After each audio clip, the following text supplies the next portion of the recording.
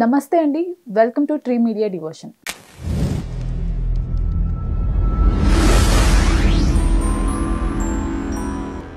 మనతో హస్త సాముద్రిక నిపుణులు వైవిఎస్ఎస్ గిరిరావు గారు ఉన్నారు. సార్ నమస్తే.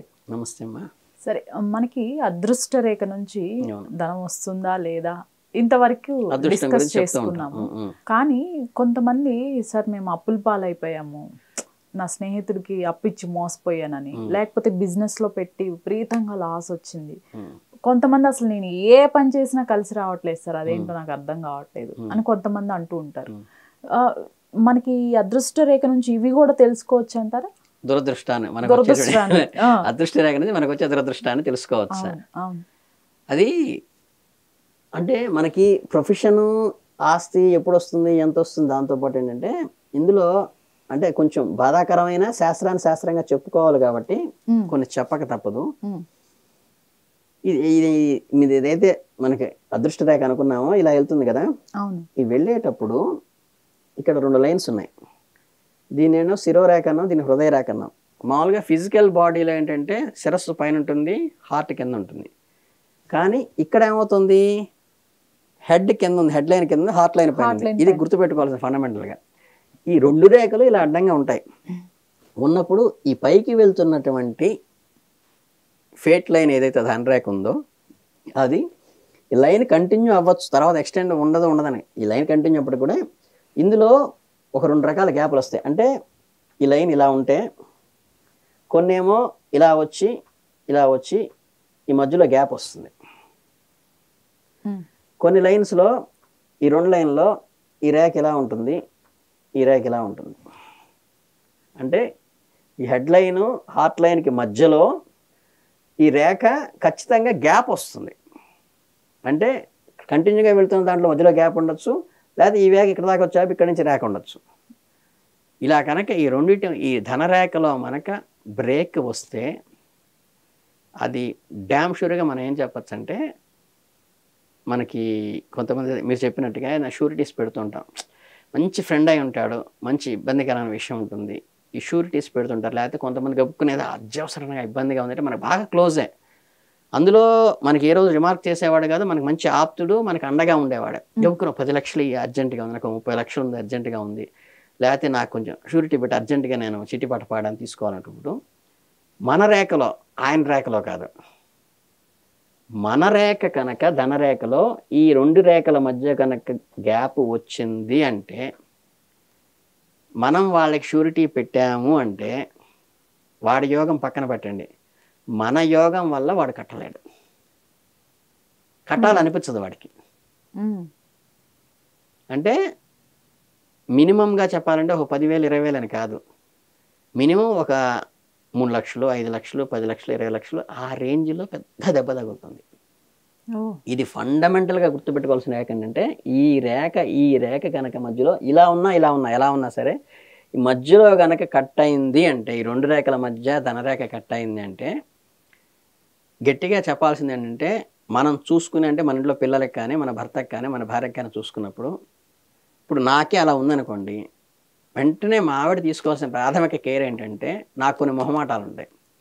ఉన్నప్పుడు నేను దగ్గరికి ఎవరికైనా షూరిటీకి వచ్చినప్పుడు కానీ, నా దగ్గర అప్పు అడగడానికి వచ్చినప్పుడు కానీ, మనకి సర్ప్లస్ అమౌంట్ మన దగ్గర ఉన్నప్పటికీ కూడా అన్నయ్య గారు ఏమనుకోవద్దు, ఒకసారి మాట్లాడుకొని చెబుతామని భార్య దాన్ని ఖండించాలి. ఖండిస్తే ఆయన సేఫ్ అవుతాడు. లేదా మనకే గట్టిగా చెప్పే అవకాశం ఉందనుకో, కొంచెం షూరిటీ పెడతాను రండి గిరిగారు అన్నారనుకోండి, లేదులే అబ్బా నీకు షూరిటీనే కదా, మనకి వదులుకోలేని వ్యక్తి అనుకోండి, ఎందుకు మా మిస్సెస్ని పంపిస్తాను, తనకి కూడా అకౌంట్ ఉంది అక్కడ వచ్చి పెడుతుంది, లేకపోతే మా అబ్బాయి ఉన్నాడు వాడిని పంపిస్తాను వాడు పెడతాడు. అంటే ఈ రేఖ ఇలా కట్ అయిన వాళ్ళు కనుక వాళ్ళ డబ్బు వాళ్ళు ఇచ్చిన, అప్పుగా ఇచ్చిన, షూరిటీ పెట్టిన, అది ఖచ్చితంగా అప్పిస్తే వదులుకోవాల్సిన పరిస్థితి వస్తుంది. షూరిటీ పెడితే ఆయన కట్టకపోతే ఈయన కట్టుకోవాల్సిన పరిస్థితి దాకా వస్తుంది. అంటే ఫైనాన్షియల్ డ్యామేజ్ అనేది, దురదృష్టం అనేది పర్ఫెక్ట్గా వీళ్ళకి ఉన్నప్పుడు అంటే వీళ్ళ చేత్తో చేయకూడదు. అంటే స్నేహాన్ని వదులుకోమని చెప్పాలి. ఇప్పుడు నేను చెప్పాను, ఇందాక నేను చెప్పాను, మీ చెల్లెల చేత పెట్టిస్తేలేరా వస్తుంది, తనకి అకౌంట్ ఉంది, ఆధార్ కార్డు తీసుకొచ్చింది, లేదా వాడు పెడతాడు, పిల్లాడు వస్తాడు, వాడు పెడతాడు అని చెప్పాలి తప్పితే పొరపాటు వీళ్ళిద్దరు మొహమాట పడుతున్నా సరే ఇంట్లో వాళ్ళ తల్లి కానీ భార్య కానీ కూతురు కానీ లేకపోతే కొడుకు కానీ గమనించుకోవాలి. ఇట్లా ఎవరికైనా ఉంటుందో ఆడవాళ్ళకున్నా మగవాళ్ళకున్నా గమనించుకోవాలి. రెండవది ఏంటంటే ఒక రకంగా చెప్పాలంటే స్త్రీ సంబంధంగానే ఎక్కువ ఉంటుంది ఇది లాస్ అనేది, ఫైనాన్షియల్ లాస్. ఓకే, ఒకటేమో షూరిటీస్ పెట్టడం, రెండు అప్పియటం. స్త్రీ సంబంధంగా కూడా డబ్బు వాళ్ళకి పెట్టేసి వృధా అయిపోతుంది, అంటే అది ఇంక రీబ్యాక్ రాదు. అది స్త్రీ ఏ స్త్రీ అయినా కావచ్చు, తల్లైనా కావచ్చు, మేనతైనా కావచ్చు, చెల్లెలైనా కావచ్చు, భార్య అయినా కావచ్చు, ఎవరైనా కావచ్చు, ప్రేమికురాలైనా కావచ్చు, ఆఫీస్లో కొలీగ్ అయినా కావచ్చు. వాళ్ళ వల్ల కూడా వాళ్ళకైనా సపోర్ట్ చేద్దామని వెళ్తే ఏంటంటే ఈయన కూడా మునిగిపోయేటువంటి అవకాశం ఈ హ్యాండ్ ఉన్న వాళ్ళకు ఉంటుంది. ఓకే, ఎంతసేపు వాళ్ళని నిందించడం కాకుండా, ఎదుటి వాళ్ళని నిందించడం కాకుండా, ఇది మనకి ఉన్నప్పుడు, ఆ యోగం ఉన్నప్పుడు మనం జాగ్రత్త పడటం బెటర్. అందుకని కుటుంబ సభ్యులు కూడా ఈయనకి సపోర్ట్ చేసి ఇలా ఎవరికైనా గ్యాప్ ఉన్నప్పుడు వాళ్ళు ఎవరికి పెట్టకుండా గమనించుకుని, ఒకవేళ ఏదైనా ఆబ్లిగేషన్ అత్యవసరమైన సన్నిహితులు వచ్చినా కానీ వెంటనే వెనక నుంచి కంట్రోల్ చేసి అనుకుంటారు, తప్పేం లేదు. ఇప్పుడు దానివల్ల ఆయన ఇబ్బంది పడతాడు కదా, అయ్యో నేను కట్టలేకపోతున్నాను, ఇన్నాళ్ళు స్నేహం పోతుందని తను బాధపడతాడు. అయ్యో తీసుకున్నాను ఇవ్వలేకపోయిన స్నేహం దెబ్బతింటుంది. దాని బదులు ఏంటంటే వీళ్ళకి ఈ యోగం ఉంది కాబట్టి అది చేయకుండా ఉండటం బెటరు.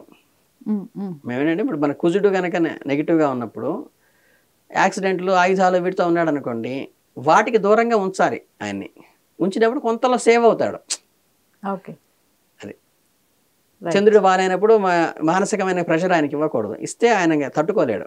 ఇలా ఏదైతే ఉందో జాతకంలో ఉన్న దాన్ని ఏంటంటే మనం బెనిఫిట్ అయ్యేట్టుగా ఉపయోగించుకోవాలి. ఆ నష్టాన్ని ఈయనకి ఇది యోగం ఉంది కాబట్టి ఈయన ఇక్కడ అది డీల్ చేయలేనటువంటి వ్యక్తి కాబట్టి అతన్ని మనం సేవ్ చేసిన వాళ్ళం అవుతాం.